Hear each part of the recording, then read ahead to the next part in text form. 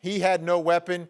He had nothing in his hands. They had guns. We're chasing him down for no reason. That's how I see it.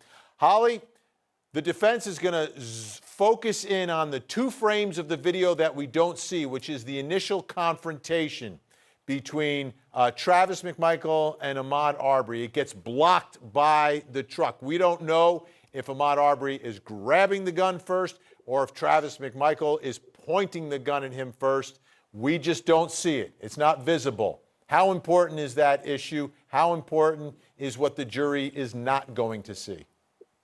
Not. If someone walked into my office right now while I'm on the Zoom call with a shotgun pointed at me, and I've committed no crime as Ahmaud Arbery had not committed, I'm going to go ahead and try to punch that person and get that gun out of my face. I don't care who you are.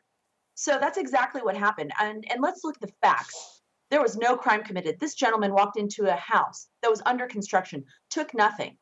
I've walked into homes in my neighborhood and other neighborhoods that look beautiful, and I just want to see the floor plan. And I get to, unfortunately, in this country because I am white.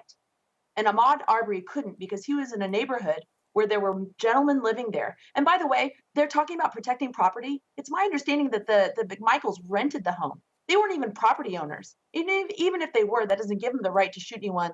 But there was none of their property being disturbed. And by the way, the crime in the neighborhood was that there were firearms being stolen from unlocked cars, not burglaries from residences. So what happened in this case is that you've got two vigilantes who are racists, known, proud Georgia racists. They see a black man in their community and they think they're going to take the law into their own hands. This is racial profiling at its base level.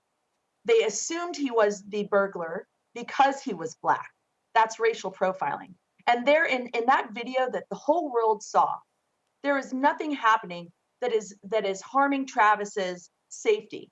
Travis assaults Ahmaud with a rifle, and Ahmaud tries not to die that day, unsuccessfully. Yulia tonight. They were absolutely right to try to stop potential criminal. They saw a stranger snooping around the properties. Did the fact that he was black add suspicion? I think yes, but statistics say 50% of all violent crime in America is committed by black men, so their suspicion would be understandable. Also, he was killed because he escalated the situation trying to grab the weapon from the armed man. Interesting how the media portrayed it at first, then later figured out that he wasn't jogging and he wasn't innocent. He was trespassing someone's property and got into a fight with a local. Joseph Lowe, let me ask you about if someone sees the case the way Yulia does on that jury, you're not going to be able to convince someone that a crime was committed. That's absolutely right. Remember when I said earlier today that it depends on which side of the street you're standing on? Well, apparently we've got a perspective from way on the other side of the street. But let's play with that for a minute. Doesn't make it wrong. What she's saying is that can people be suspicious? And in this case, they say they were. And can people who are suspicious do something about it, which she claims they should be able to do, and so far that's reasonable.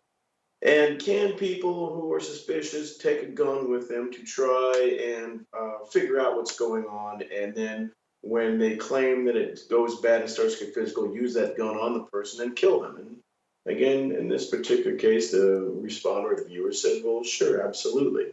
So she's saying that it seems a little unfair that these guys are being prosecuted and persecuted by us as a result of what happened. And to that, I say this.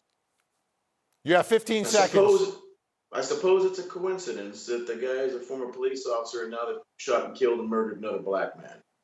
See, that's the problem, is that people on her side of the street need to walk on the other side of the street and see how it looks from there.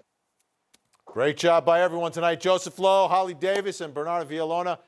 Wonderful having you on the program.